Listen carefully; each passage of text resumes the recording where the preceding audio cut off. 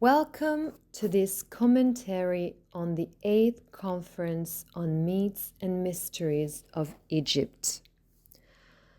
Let's begin by returning to initiation of ancient Egypt, which we know to be the way of the South, the microcosmic way. As we have said, the initiates of ancient Egypt perceived the events of human cosmic evolution in the astral world as the real inner experiences that they underwent while in a state of suspension of life called mystical death, which lasted 3.5 days and during which they were enclosed in a sarcophagus. This deep comatose sleep was induced on the candidate by the Hierophant of the Egyptian mysteries. It was not an ordinary sleep. It was just like an apparent death, which was necessary for the purposes of initiation. Only the physical body, we might say, remained in the sarcophagus, while the etheric and astral bodies poured out, expanding beyond the boundaries of the physical body. As we said, this sleep was a kind of death, like a deep coma, and this condition between life and death was necessary to free the etheric body from the constraints of the physical body. In this way, the astral body could infuse the imaginations that had been in turn infused into it from the astral world. These imaginations were infused into the astral body and then imprinted like a seal in the etheric body upon awakening. Thus, from the astral world to the astral body, from the astral body to the etheric body. This condition of suspension between life and death lasted 3.5 days.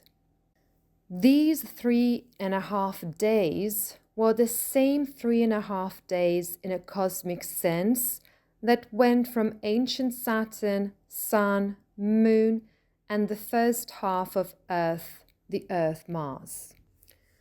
When the initiator, that is the Hierophant, awakened the candidate and brought him back into the physical body, so that the bodies that had expanded, etheric and astral, suddenly returned to the physical body, at that moment a final formula was impressed upon him, with which the candidate awoke. The formula was Eli, Eli, lama sabachthani. This is translated as, my God, why hast thou forsaken me? This is the phrase that Jesus Christ uttered on the cross shortly before the moment of the fulfillment of the mystery of Golgotha, when, it is written, he gave up his spirit and Christ experienced death in Jesus. Paraphrasing those words in the sense of the Egyptian mysteries, they mean, why, with my awakening, did the spiritual world abandon me just when I was immersed in it? This was the condition that the initiate experienced in the supersensible worlds, that at the moment of awakening abandoned him. So he felt abandoned by the divinity that lives in the spiritual world. At the same time, this sentence that was spoken outwardly resonated inwardly in the soul of the initiate as, my God, how hast thou glorified me? To paraphrase, this means, through mystical death, the spiritual world has permeated me and lives now in my soul. So, on the one hand, there was the loss of the experiential contact with the spiritual world at the moment of awakening after the 3.5 days. But on the other hand, it was known that the spiritual world had been imprinted in a seal in the candidate's soul. From this point of view, these were indelible experiences. There was no turning back, just as it was for those who failed this experience and faced physical death and could only return to a subsequent incarnation. At that point, the candidate who emerged from the sarcophagus, led by the Hierophant of the Mysteries, was shown a star in the night sky, a particular star, which was pointed out to him in the heights. In Egypt, the star of initiation is Sothis or Sirius, which in a starry sense, so to speak, is an aspect of Isis as a star goddess, and whom in Christian esoteric terms is called Celestial Sophia. So, after having received the experience of the supersensible worlds in the mystical death, through this experience of the microcosmic mystery of the Way of the South, the candidate was awakened, and the Hierophant instructed him to always follow Sothis Sirius.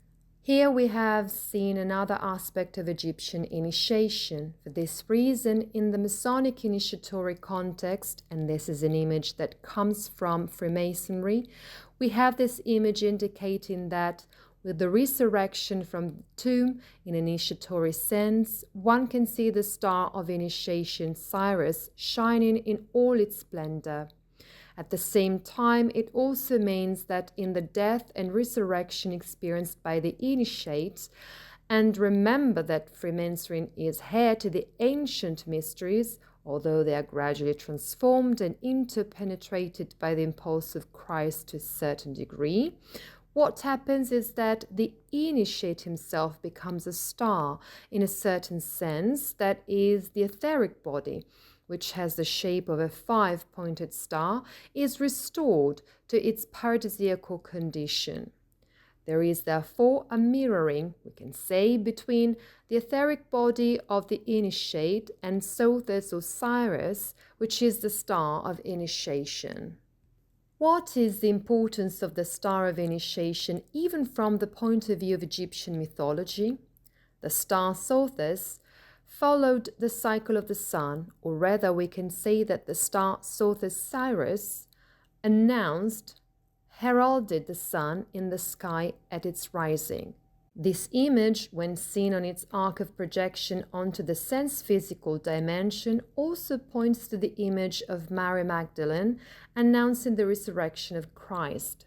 So, Sothis Sirius announces that the sun is rising high in the sky, just like Mary Magdalene, who is an aspect of Isis, in a certain sense, in the events of the Gospels, is the first to announce the testimony that Christ has risen, therefore that the spirit of the sun has conquered death. All of this means that the initiation in fact places the initiate in a certain relationship with his life, with wisdom and with the spirit of the sun. When the sun separated from the earth to form in its own solar dimension an environment suitable for the greater speed of the evolution of certain spirits, the supreme guide of the spirits of the sun left the earth with it. Before that, this spirit was one with the mass of the earth, which also contained the mass of the moon. Together with the mass of the sun, then, this spirit left the mass of the earth-moon. This supreme guide of the spirits of the sun is the one we call Christ.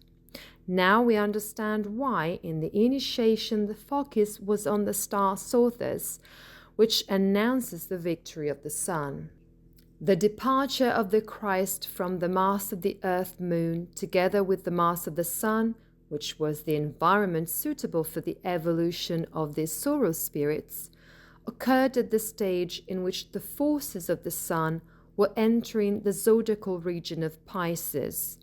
We have already seen this, a time in which the human being took the form of a fish, man-fish, from which the human feet were formed correspondingly, and from which, through emancipation, the supersensible archetype of fish derived, which would then give rise to the animal fish.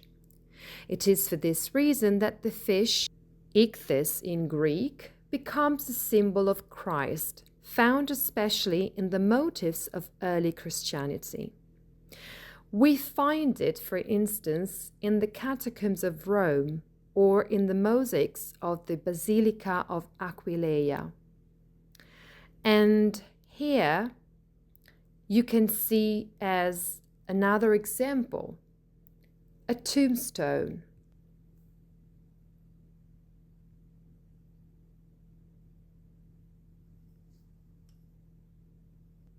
From an exterior point of view, we can see that the Greek initials of ichthys, if understood as an acrostic, means Jesus Christos Theo Ios Soter.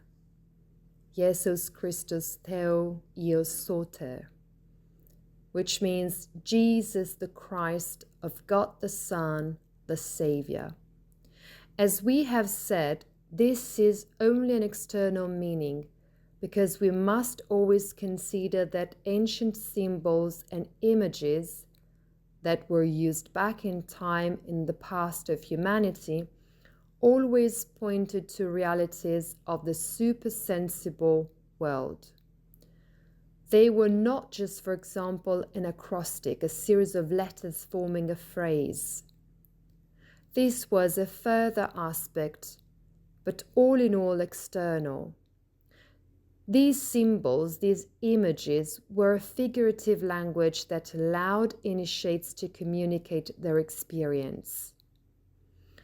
The symbols were connected to images of the supersensible worlds that could be experienced by initiates or, conversely, remembered by known initiates up to a certain point in human history, thanks to atavistic clairvoyance. So, the ichthys, as a symbol of the fish, recalls that event in cosmic evolution when Christ, who was still united with the earth, therefore Christ and the Son were still united with the mass of the earth-moon, left the mass of the earth-moon. The event in which Christ, as guide of the spirits of the Sun, left the earth and infused the human being with this form, with the shape of the fish, the man-fish, precisely because the Sun, leaving the earth, entered the zodiacal region of Pisces. Thus, radiating from the zodiacal region of Pisces, it imprinted this archetype on Earth and on humanity, as well as on those that, by differentiating themselves from humanity, would become the animal fish. And this applies to all the zodiacal regions, so this is but an example. Human beings thus acquired the form of fish, which is why the symbolism of the fish refers in a particular way to Christ, on the one hand, and to the human I, on the other. Even today, when we observe fish, perhaps gathered in a school, as we see in documentaries, or when we go diving, perhaps in tropical locations, seeing them glisten and shine with the reflected light of the sun in the waters, the light of the sun reflecting off their scales, evokes joy in us and awakens us to ourselves. It reminds us of the time when the sun was united with the earth and when the Christ was one with us, when we too were imbued with light and could emanate this light, which was the light of the sun. And to this event, Christ Jesus refers when he is by the Sea of Galilee. In the events narrated in the Gospels, he speaks to the two brothers, Simon and Peter, saying, "I will make you fishers of men." It's in Matthew 4, verses 18-19. Because the fish is also the individual self that swims in the sea of the collective unconscious.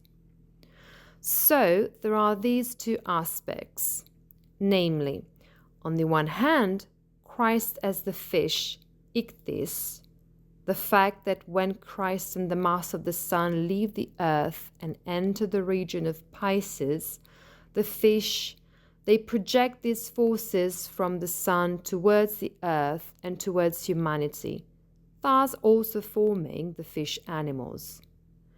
And on the other hand, the fact that in doing so, the spiritual solar part of humanity begins to be nourished, ultimately giving rise, through its maturation, to the human eye.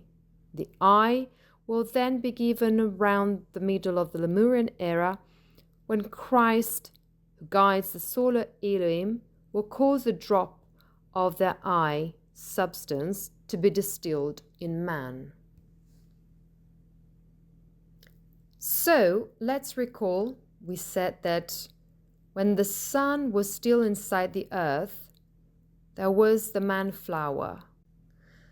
When the sun began to detach itself, the man fish started to evolve.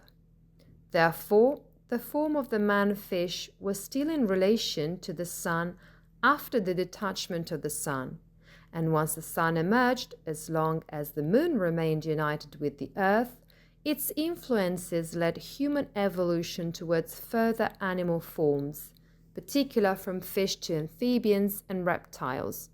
You can see it here too. As the sun ascended in the zodiacal forces of Aquarius and Capricorn to Sagittarius. Thus, in Pisces, we have man-fish. Then, going backwards in the zodiacal forces of the region of Aquarius and Capricorn to Sagittarius, amphibians originated, at first more closely linked to water than amphibians that gradually emancipated themselves and became more closely linked to earth, and then reptiles linked to earth. To some, these beings, the amphibious reptiles, appear repugnant. But we must bear in mind that all living beings, and also minerals by extension, therefore minerals, plants and animals, have contributed to the making of the human being, to its evolution. We have this form because these archetypes have separated from what was necessary for the archetype of man to become by materializing on earth. Thus, these animal archetypes, by detaching themselves from the human being, raised its external evolution to higher forms, ultimately suitable for the incarnation of the spirit. Here, you can see this very clearly. The external part of this spiral that you see forming is evolution descending into materiality, into the physical realm, with the subsequent appearance of animal forms. Here, from left to right, as these progressively detached themselves from the supersensible human. The latter remains longer in the supersensible world, precisely because the animals, like weights, like ballast, gradually enter materiality and are left behind at the stage corresponding to the form that the supersensible human being has assumed at the point in its evolution. You find these different supersensible forms inside this dotted circle in the image. So you have to imagine that if these animal forms had not separated from man, man could never have become man. So the fact that animal souls entered materiality before human beings allowed man to be man. And the same is true for plants and minerals. The fact that animals took with them aspects of human beings that had hardened in a spiritual and soul sense and materialized them meant that human beings could retain a form that was ultimately more suitable for the incarnation of the spirits in the physical body. So, even if we want to look at it from this point of view, it is as if they gradually took on the part that would have made it impossible for the spirit to incarnate in the human physical body. They have, in effect, cleaned up by taking on those aspects that could not remain in the human being. They have brought about a process of purification. If we were to broaden the arc to a higher spiritual level and think in the sense of an organic becoming from an inner spiritual soul point of view, we would see that the same applies to the spirits of the obstacle, Luciferic, Ahrimanic, and even Azuric spirits, who, by gradually becoming part of the current opposing the divine plan of evolution, have made it possible, through overcoming the very obstacle they offered, to reach stages that were previously unattainable in the divine plan of evolution through cosmic evolution.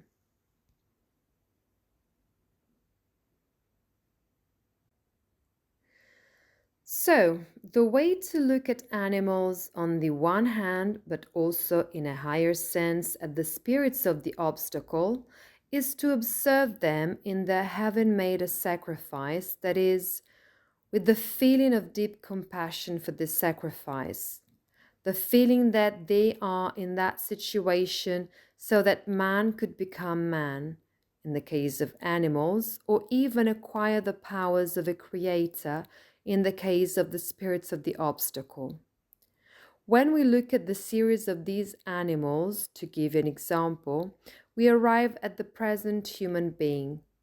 But if we wanted to proceed further in this spiral, what would we have after the present human being?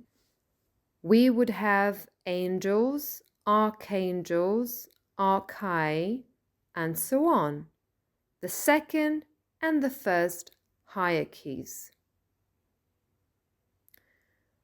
The value of this process of taking on parts of the human being is that, on the one hand, animals have taken what human beings would have had in excess, and on the other hand, the spirits of the obstacle have taken away forces of evolution, but in such a way that when we conquer them, we can become creator spirits, even more than we would have been if there had been no obstacle. So this spiral continues, but it is no longer in the physical realm. It is in the supersensible realm, in the third, second, and first hierarchies.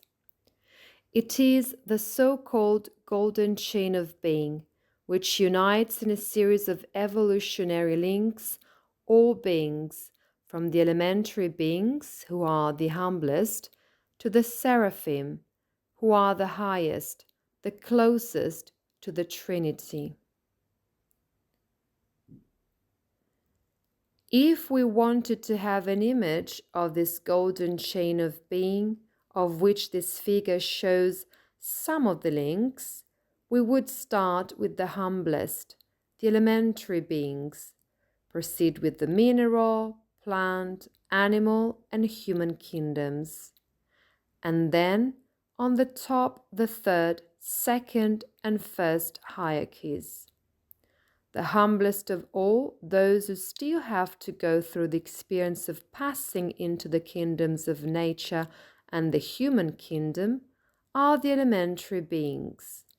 They actually lend themselves to nature, but they have not yet experienced being minerals, plants, and animals. Finally, the most evolved spirits closest to the Trinity are the seraphim, the spirits of love. The lowest of all are the gnomes. Gnomes, undines, sylphs, and salamanders are the elementary beings. So every time there is this lagging behind, for example, in nature, in minerals, plants, and animals, or on the other hand, the spirits of the obstacle have taken something away from evolution in order to selfishly keep it for themselves, we must always understand that behind this there is, either in the past or seen in perspective in the future redemption of the spirits of the obstacle, a sacrifice. Past sacrifices are the kingdoms of nature, and future sacrifices in redemption are the spirits of the obstacle.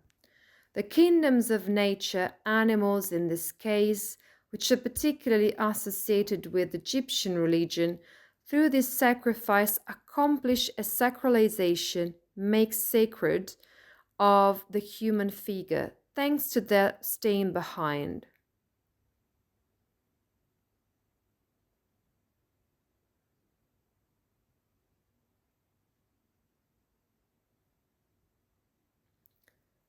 After reaching the forces of Sagittarius, i.e. the development of limbs capable of supporting weight and land, the zodiacal region of Scorpio is reached, where sexual division occurs, or rather, sexual division begins. Once in the zodiacal sign of Scorpio, it became necessary to infuse human beings with forces that could bring their posture from a horizontal position, like most animals and like fish, amphibians, reptiles, and even some mammals, to a vertical position. Only a few mammals and birds can assume an upright posture.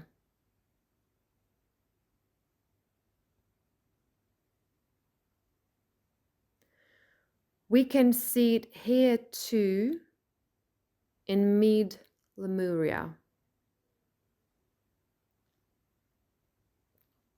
In this way, while fish, amphibians, reptiles, and most mammals were forced to retain what is still today a horizontal spine, some mammals and birds acquired this more vertical posture.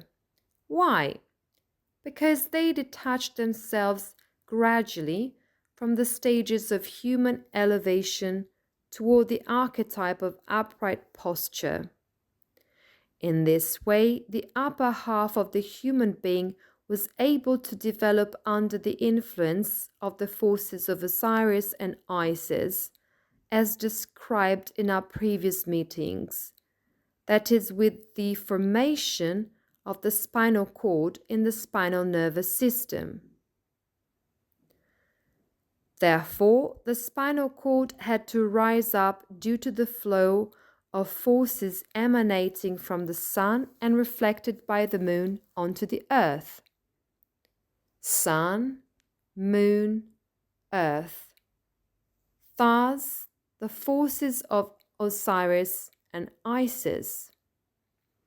The sun alone would have absorbed the upper half of the human being, spiritualizing it excessively, while the moon alone would have caused the lower half of the human being to prevail, hardening it and forcing it to remain in a horizontal position.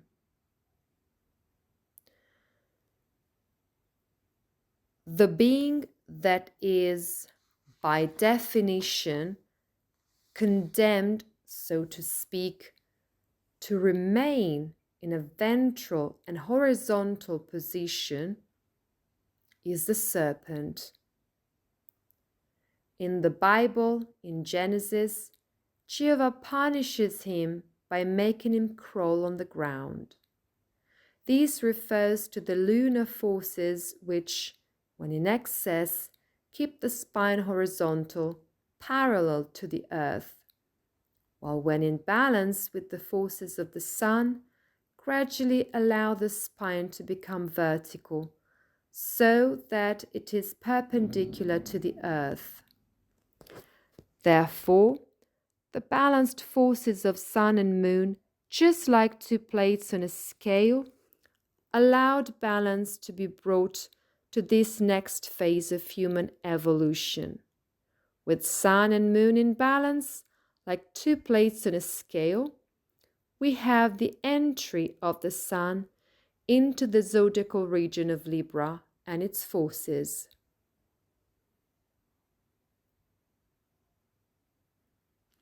And here Steiner emphasizes an important aspect. He reminds us that for the entire time before the Great Flood, that is the Atlantean era, the Lemurian era, the Hyperborean era, and the Polarian era, it is not possible to measure time in the same way as we do in the post-Atlantean era, i.e., after the flood, if we want to maintain this image of evolution in 5 sevenfold cycles, which is what we have already seen. Before the flood, before the ancient Indian civilization, time cannot be measured in the same way as it is in the post-Atlantean era. In fact, Steiner says that in order for the sun to radiate and mature the archetypal forms emanating from their respective zodiacal regions, several complete revolutions round the zodiac were needed. And only after a complete revolution starting from and arriving to the same zodiacal region was there an advancement in that particular archetype. What does this mean? It means that before the flood, time was not quantitative, but qualitative. The time of evolution, evolutionary time, is in fact like an accordion that expands and dilates as we move towards the ancient eras before the flood. Whereas after the flood, time accelerates and accelerates more and more due to the entry of the I into evolution after the mystery of Golgotha. Furthermore, what happens is that time turns from being qualitative to becoming more quantitative. That is, it can be measured as we do today in a chronological sense. So keep in mind that as the I incarnates, it is as if space and time contract. Space undergoes a contraction and therefore also a sort of distraction, and time accelerates. Obviously, this is always seen from the point of view of consciousness, the I consciousness, and the superconsciousness that it is above the I, that is imagination, inspiration, and intuition. Then, as we move on to after the war of all against all, at the end of the future American civilization, time will expand again. Why? Because the I that has completely incarnated will gradually leave the incarnation and therefore space-time. So, in fact, this relationship with time is an effect of the progressive incarnation of the Spirit of the Sun and therefore of the I of every single human being. So, after the war of all against all, time will gradually go back to being more qualitative and no longer measurable in chronological time, but only measurable as stages of evolution.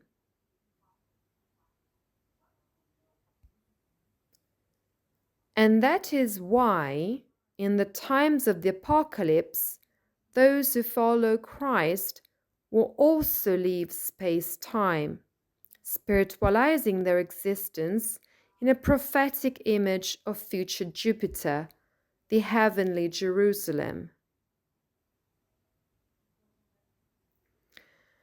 Those who do not follow him and instead choose the beast will be increasingly compressed and locked in a decayed space-time that is the eighth sphere. The eighth sphere will become more and more like a coffin adrift in cosmic space. Thus, the idea that this image would seem to suggest that from the Paleo-Indian civilization or ancient Indian civilization, one can move backwards in cycles of 2,160 years, which are the cultural epochs, throughout the Atlantean, Lemurian, Polarian, and Hyperborean eras, is not real. One can certainly trace in a backward movement the zodiacal archetypes that have been passed through, but not the 2,160-year cycles.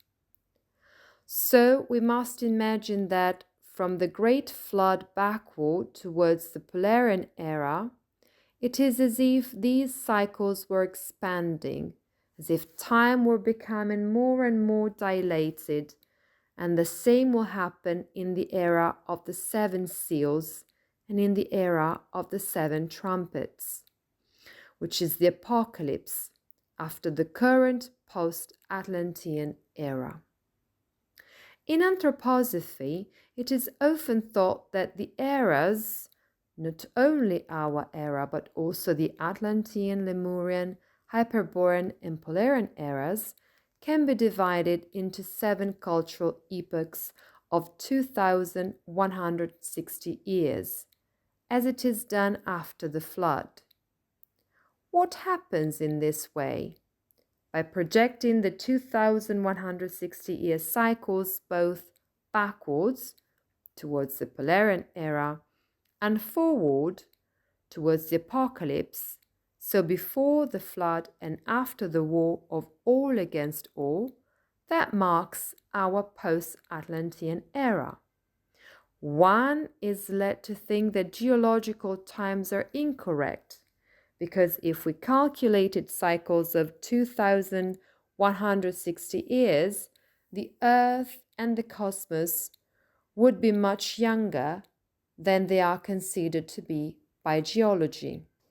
This is incorrect, and Steiner says so, which means that the geological timeframes of hundreds of thousands of years and billions of years are a closer estimate of what Steiner describes. And Steiner says here that thousands and thousands of years are needed. So if we go back to the Polarian era, we arrive at billions of years. Therefore, Earth is not as young as we would think if we projected cycles of 2,160 years backwards and forwards from our post-Atlantean era.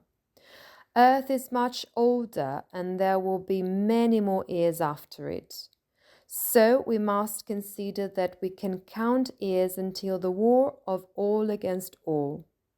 After that, we must consider that we will be entering a qualitative time again, approximately as it was before the Great Flood. Approximately because this too is a gradual process, clearly. Steiner also adds that the more complex the parts of the body are, the more evolutionary cycles of the sun were required within a given zodiacal region in order to evolve. This happened, for instance, when the Sun entered the zodiacal region of Virgo, with the evolution of the trunk and the viscera it contains.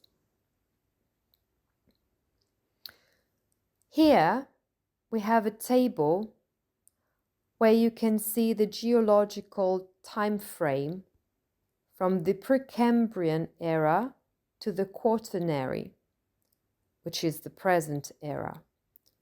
So going from top to bottom, and you can see that billions of years are indicated, which then become millions of years until the recent era. Here you also see the same sequence of appearance of animals and humans that you saw previously in a morphological sense in this other image. And here you can see it on the right.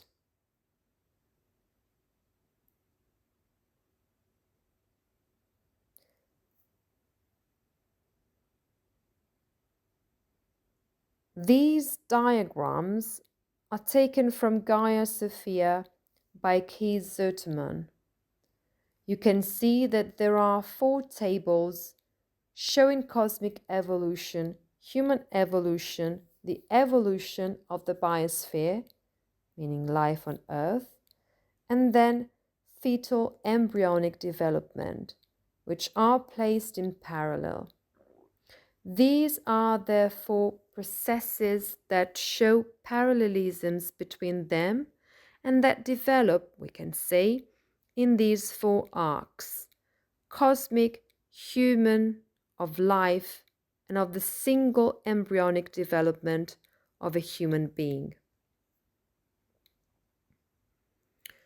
This is to give you an idea of what is being hinted at in the lecture, but that is more complex, and above all, that took thousands of years, billions and thousands of years.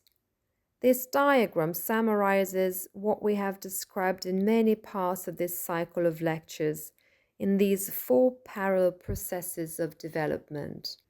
So, as the human being took on more and more its own form in the supersensible, we're referring to that process we saw, which is the inmost one in this image, which corresponds to the spiritual soul evolution of the human archetype, the corresponding supersensible archetypes of the animals separated, as we said, remaining at that corresponding stage and gradually descending into materiality. After the Sun entered the zodiacal region of Libra, the internal organs developed more and more. So far, we have talked about the feet, the calf, the joints, such as the knee, the leg, and then we talked about the sexual organs. Now we are in the region of Libra and then Virgo. So from the moment the Sun entered the zodiacal region of Libra, we are ascending in the human body, we are at the pelvic girdle. The internal organs developed more and more, which are associated in particular with the region of Virgo. Various human forms also began to differentiate according to the predominance of the physical, etheric, astral, or I. What happened then in evolution is that 4 human group souls were formed. Keep in mind that this image of the 4 human group souls is present both in Egyptian religion, in a form that refers to the children of Horus. You may know them, they are the 4 sacred canopic jars, and in an image that is found in all Christian churches. The 4 human group souls are present in all churches. Wherever you go, there they are. These human group souls, moreover, can be clairvoyantly discerned in the individuals who originally belonged to them. so it is possible to see a trace of them in some way, especially in some cases where there is a prevalence of one or more of these bodies in a non-harmonious way. In the souls, where the organization of physical nature prevailed, the metabolic systems of the limbs, viscera, and the sexual organs developed at the expense of the others, forming the man-ball, of which the current herbivorous mammals are an image, in particular the bovines.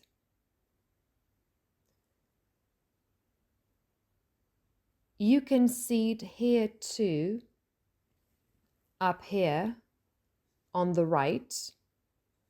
You can see the ungulates. In the souls where the organization of the etheric body prevailed, the rhythmic system of the heart, the parts of the trunk, and the chest developed at the expense of the others, forming the man-lion, of which today's carnivorous mammals, the felines, are a particular image. You can see them here too. Again, at the top right, the carnivores, including the felines. In the souls in which the astral body organization prevailed, the neurosensory system of the brain, the nervous system, and the sense organs developed at the expense of the others, forming the man-eagle, of which today's birds are an image, particularly birds of prey. In general, this applies to all birds, as it does to all carnivores and herbivores. Finally, in a small part of humanity that had received influences from the sun and the moon, and therefore from the formative etheric forces in perfect balance, the I prevailed, which we must imagine still hovering in the heights, organizing the other three, physical, etheric, and astral natures, bringing them together and spiritualizing them in equilibrium.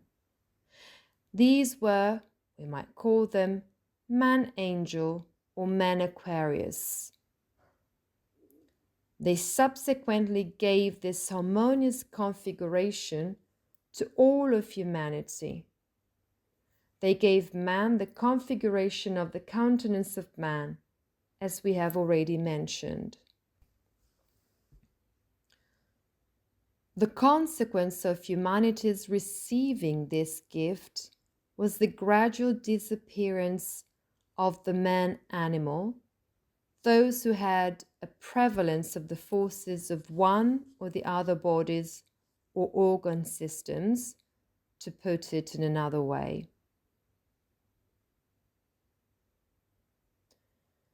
These four human group souls take their names from the fact that they are linked to the four fixed signs of the zodiac, namely Aquarius or angel, Scorpio, Leo, and Taurus.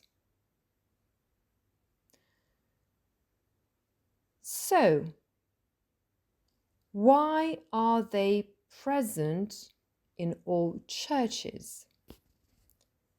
Because they are also the four so-called living creatures or animal saints of the four evangelists. The man angel is Matthew. The eagle is Joan. The lion is Mark. And Luke is the bull. And they are often placed around the dome at the intersection of the two transepts of a church, to form a cross.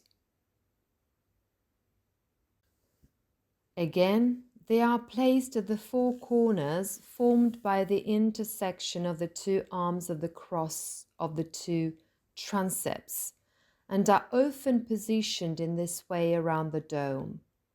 This is to signify that Christ will come as quintessence. We might say in this case to transcend the quaternary man. Christ is the one who allows us to attain our spiritual nature, which is superior to the physical, etheric, and astral, and then through the eye, by reversal, to reach the spirit self, life spirit, and spirit man. Taken as a whole, these three form a unity and are represented by Christ as the quintessence of the four, revealed at the center of the cross formed by the four. This is in turn the fixed cross of the zodiac. It is the sun at the center of the fixed cross of the zodiac.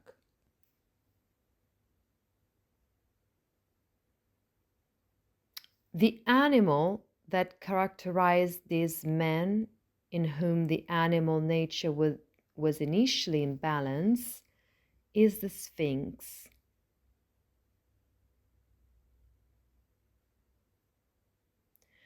This is a symbol used in the Egyptian mysteries, where we find the Sphinx, as well as in the later Greek mysteries, but also in the earlier Persian ones.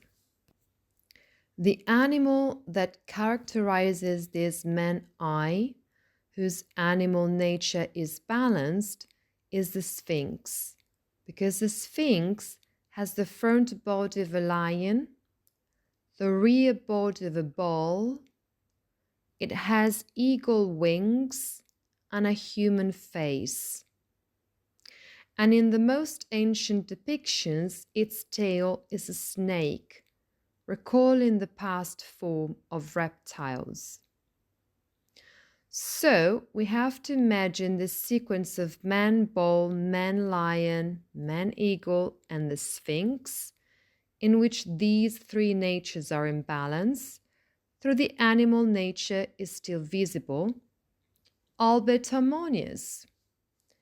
And then, when the human countenance has not only placed the three parts, bull, lion, and eagle, in balance, but has also spiritualized them, the man-angel appears, or, if you like, the man capable of embodying the spirit of Aquarius. So we can have this image of the man-bull, who is more connected to materiality, to the physical, the man-lion who is more connected to the etheric, the man-eagle more connected to the astral, the Sphinx, in which the eye begins to harmonize the three animal natures, bull, lion, and eagle, and then, once they're harmonized and spiritualized, the man Aquarius. The souls who first reached this form of man Aquarius, man angel, were those we call the masters of wisdom or bodhisattva. We also must imagine that close to them were the disciples, the hierophants, then the adepts and the initiates. Thus, the masters of wisdom or bodhisattva, the hierophants, the adepts, and the initiated were the pioneers of humanity. The masters of wisdom brought about the evolution of humanity before the rest of humanity. And these masters of wisdom were then able to bring this form to man, thus creating balance to the human group souls by means of, do you remember, Steiner described this previously, by means of the meditation of the human figure and countenance. Since the masters of wisdom had been the first to acquire the human form which we consider to be the norm, they communicated it to the man-animal, including the man-sphinx, were more balanced than the others, but still had, shall we say, parts that were too one-sided, so that these men could gradually become more properly human. Or this through the meditation on the human figure and countenance, which the masters of wisdom and gradually their disciples had already acquired.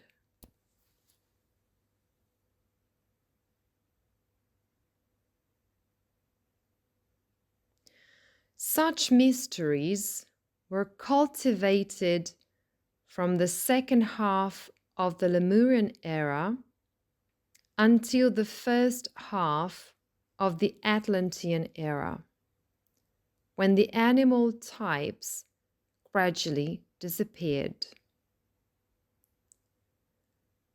Traces of them are found in legends, folklore, and myth.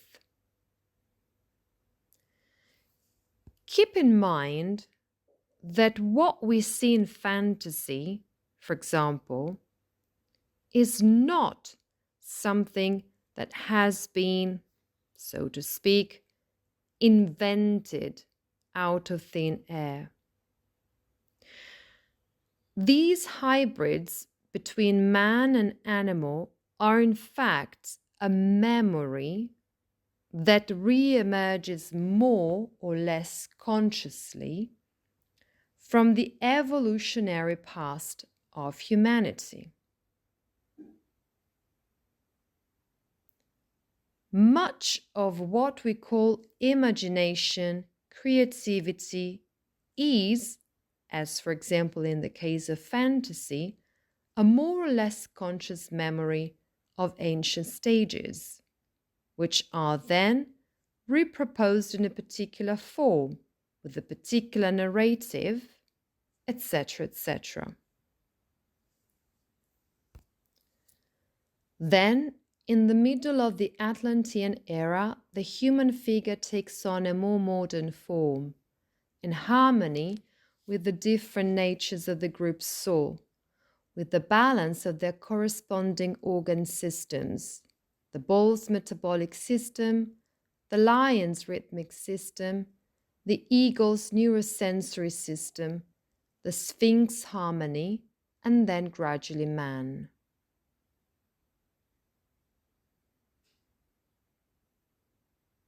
Steiner now takes us to the evolution of the division of the sexes. After having looked at the human figure in general, he takes us to the dimension in which the male body and the female body gradually evolve. If you remember, we mentioned that the human being becomes hermaphroditic when the sun enters the zodiacal region of Sagittarius. The human being therefore remained in this supersensible hermaphroditic condition for a longer time compared to animals, which acquired the division of the sexes earlier.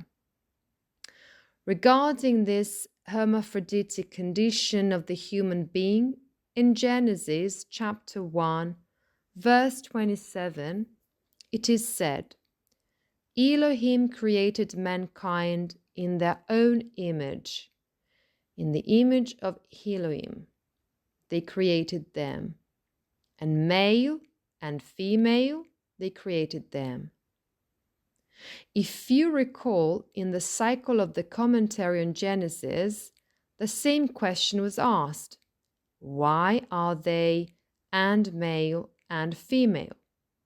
Because the Elohim, for whom we use the masculine plural, is actually gathering of spirits that have both masculine and feminine polarities. And this is reflected in the word Elohim itself, which has masculine and feminine aspects. This expression, and male and female, means hermaphrodites. That is, the two sexes were still united in a single, supersensible human being, and only after the sun entered the region of Scorpio, following Sagittarius, and then that of Libra, did the two sexes gradually separate.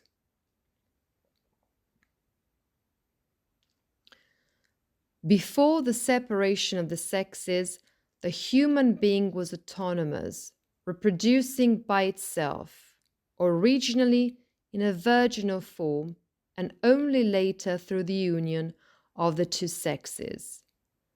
All this was known in the ancient mysteries.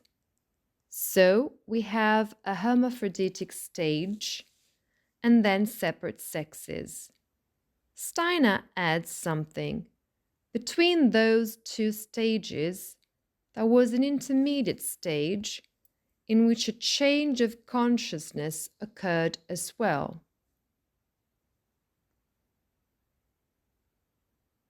Keep in mind that the majority of animals, as well as plants, are hermaphroditic in one way or another, with different configurations, but hermaphroditic nonetheless.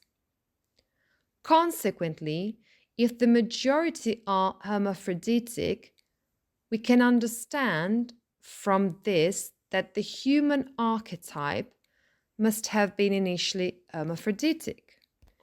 Indeed, we can also say this: only subsequently did animals with distinct sexes appear, while in plants this lately happens precisely because a supersensible human being with separate sexes evolved only later on. However, there is an intermediate stage. If you recall, we said that initially the consciousness of night life was predominant over that of daytime life. During the night, the human being was one with the divine spiritual entities.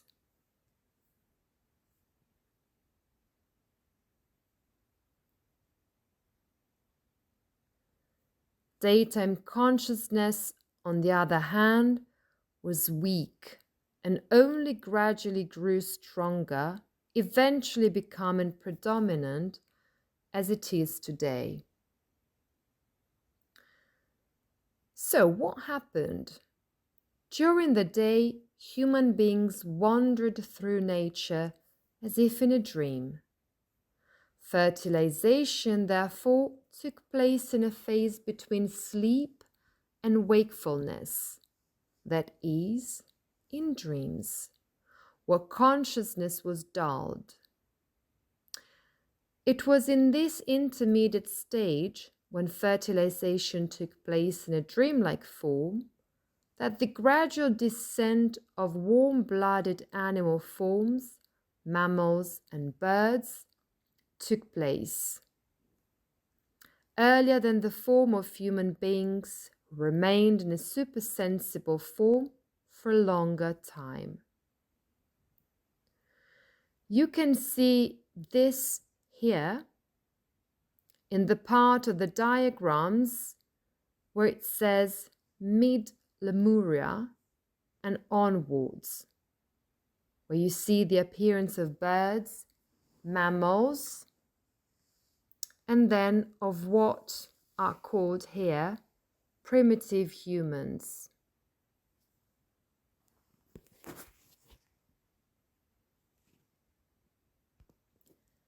Animal forms had the impulse to descend into materiality first, so that the man, bull, lion, and eagle, who descended first, also hardened first. Then, just as the animals, these forms closer to man also did so to a certain extent. We also said that at this juncture, corresponding to the evolution of the Atlantean era, primates appear. We have discussed this in depth in previous seminars. These so-called anthropomorphic monkeys, which are tailless monkeys, are in fact human souls in an animal body.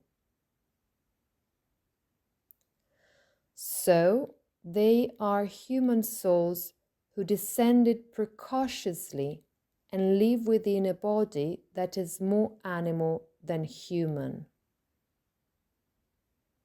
This also caused them to live in a certain tragic condition, which we can observe when we look at them.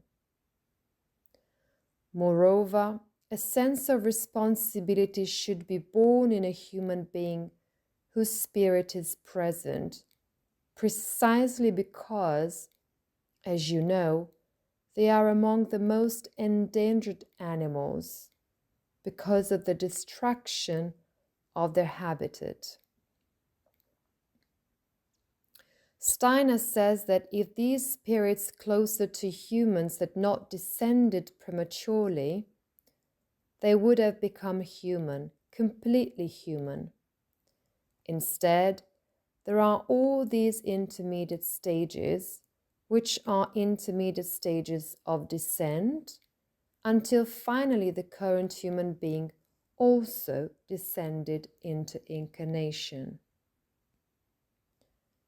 For this reason, given that this whole sequence of animals is so close to humans that some, as we said, are human souls in animal bodies, and that if they had waited longer, speaking hypothetically, they too would have become humans in human bodies, we can understand spiritually that animals are our brothers in the divine plan of evolution.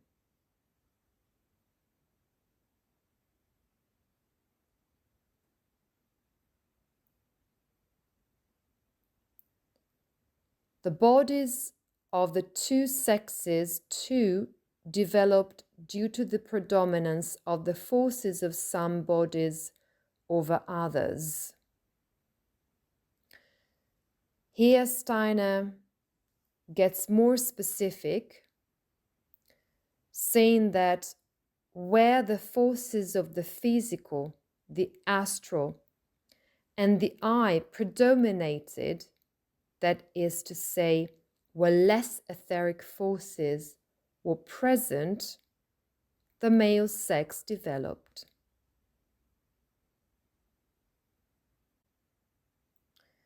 Whereas where the forces of the etheric, the astral body, and the I predominated, meaning where less physical forces were present, the female sex developed.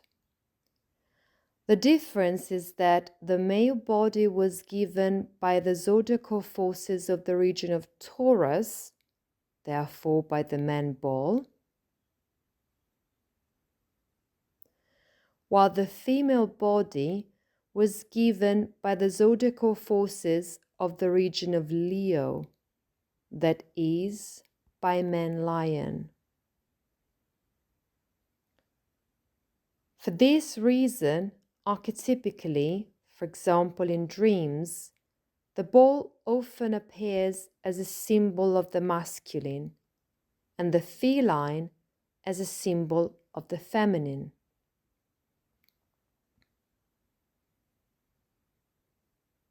It was the forces of Osiris and Isis that polarized, so lunar solar forces of sun and moon in relation to earth, that polarized in order to form male and female bodies on earth.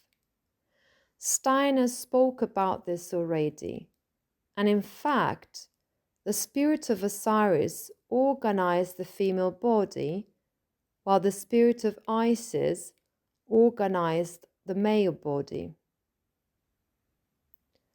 The myth also says this, namely that Isis recomposes the body of Osiris, but Steiner had already said this because the forces of Osiris and Isis were infused into the human form through the spinal nervous system and its respective nerve bundles.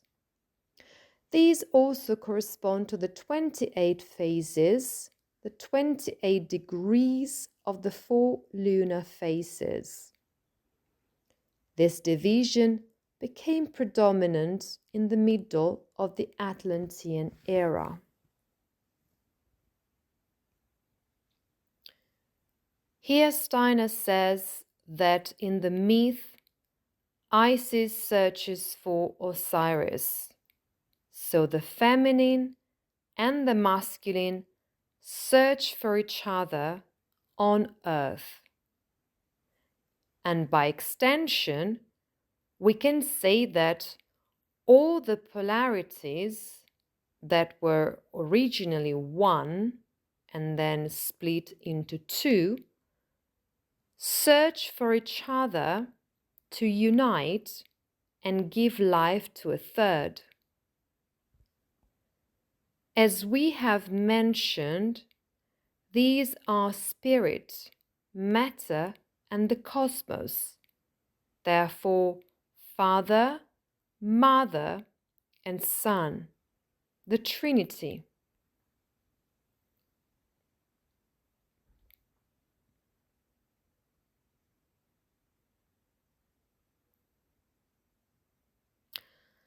Furthermore, in the Egyptian depictions, Isis is portrayed in three forms, or rather, the goddess in the broadest sense is portrayed in three main forms. Here, Steiner refers to Isis with the head of a lion, who is the lioness goddess Sekhmet, representing the time when the etheric body predominated.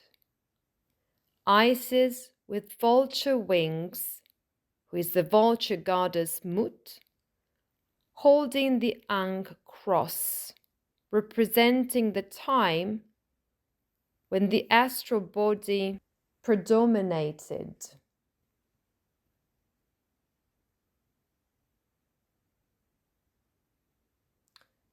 And finally, the goddess Isis, suckling baby Horus, who represents the time when the eye finally came into being. That is, what would come in the future, because this happened in the fourth cultural epoch, the Greek-Roman, with the events of the Gospel. So much so that the image of Isis suckling Horus is also the image of the Madonna with the child. This sequence also indicates how in the human body are gradually infused first the etheric body, then the astral body, and finally the eye, which was still a child, Horus, and would only incarnate later with the coming of Christ.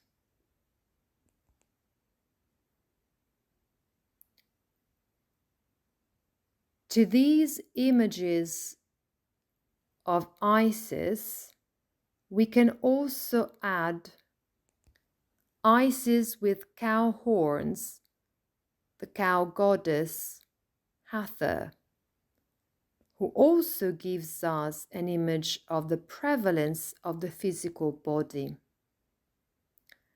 So there is also this counterpart, we can say, the female counterpart in these goddesses that appear one after another. In Egyptian mythology, the goddess Hathor becomes the wife of Horus. So the eye and the physical unite. What does this mean? It means that the eye would eventually incarnate in a physical body. Here is the general image that we also have in this diagram of animal and human evolution. Animal in the exterior sense, that is, in their coming into the sense physical world, and human in the spiritual soul sense. Here then, two spiritual soul currents separate.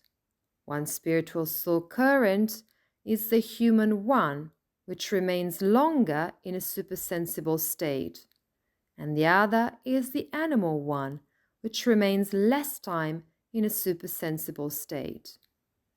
The supersensible state, which you can see in the center of the diagram, where the human being dwells longer, is nothing other than paradise, the paradisiacal state that is supersensible and closest to the solar forces, while animals are closer to the lunar forces.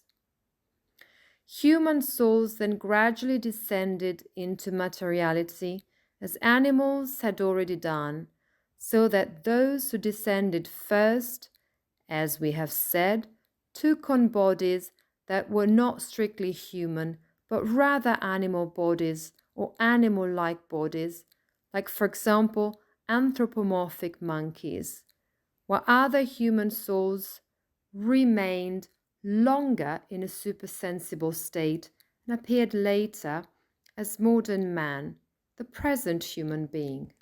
The longer human souls remained in the supersensible, the closer they came, we might say, to this coming into being of the spirit of the human being. Steiner mentioned that this is recalled in a myth, in the Germanic myth of the goddess Nerthus, who later became known as Hertha. Here you see a picture of it. The ceremony that Steiner describes here was celebrated in Denmark, and especially in a place called Nerum, an area of present-day Copenhagen, which ancient Latins called Niartarum, or the place of Nerthus, the goddess Nerthus.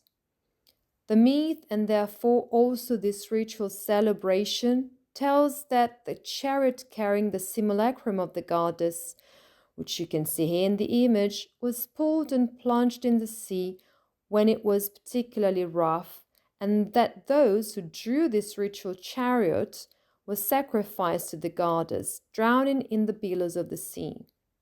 The goddess would then re-emerge from the primordial waves as a different goddess with a new name, the virgin goddess Gefjon, who in the myth is the goddess who plowed Zealand, which is part of Denmark, thus separating it from Sweden. It is the peninsula of Denmark. If you remember, those of you who are part of the esoteric school, we visited Denmark and we saw the beautiful Gefjon fountain dedicated to the goddess Gefjon in Copenhagen. This refers to where the god separated Denmark from Sweden.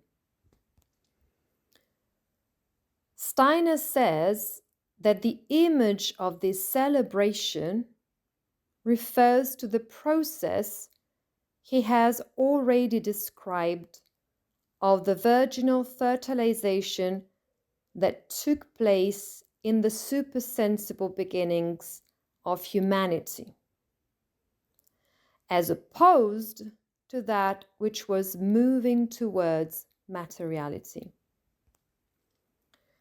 So the goddess Nerthus, who plunges into the sea, represents the soul of humanity in its original virginal state, which sinks into the sea of the unconscious and the passions, like the soul that was still united in a dream state with the other sex, that is, the intermediate stage between hermaphroditism and separate sexes.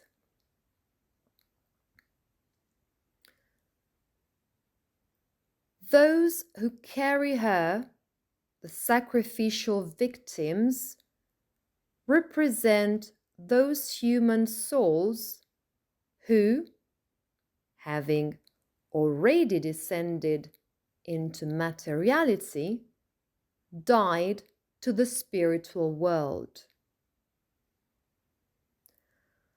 Only the priests initiated into the mysteries of the goddess Nerthus, who later becomes Geffen, could participate without being sacrificed.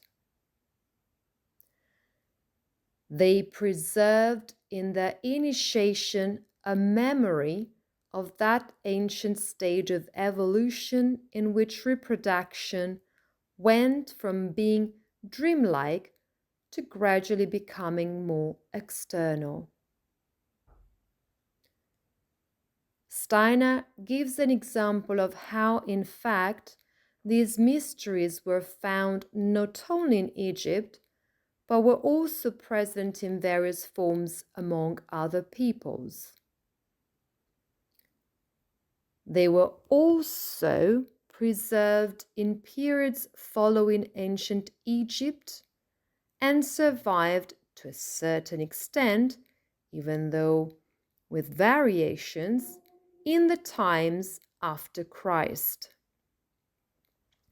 So much so that, as I have said many times, if you want to see the celebrations of the ancient mysteries, you can still find them today.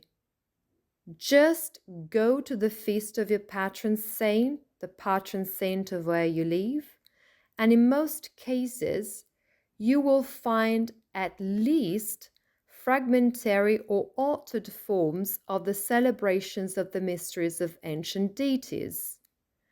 This is especially true in Italy, where the cult of saints abounds and the Catholic Church has preserved it. This means that the ancient mysteries are preserved in a certain form, a form that needs to be decoded, but they are there. For this reason, the Catholic Church, though being in fact an impulse that is contrary to the Spirit of Christ in itself, basically contrary to what is brought forward by anthroposophy, and though looking only at the exteriority of the events of the life of Christ Jesus, has been paradoxically the main means by which the forms of the ancient mysteries have been preserved for us. So if you want to see the ancient mysteries, go to Mass. You can observe it from this point of view, and even more so, the celebrations of the saints, which are direct transformations of the ancient mysteries. With this, anthroposophy shows us that in order to find the mysteries, we do not have to go to India, as I have already said. Of course, we can go to India, it is beautiful, but we can also go right round the corner. All we need is eyes to see what is happening, and having eyes to see, we become active, we awaken inwardly and take an interest in the reality we live every day, looking beyond the forms to which we have become accustomed, beyond what is a sense physical illusion into the spiritual soul reality. With this, I thank you and look forward to seeing you at our next meeting for lecture number 9.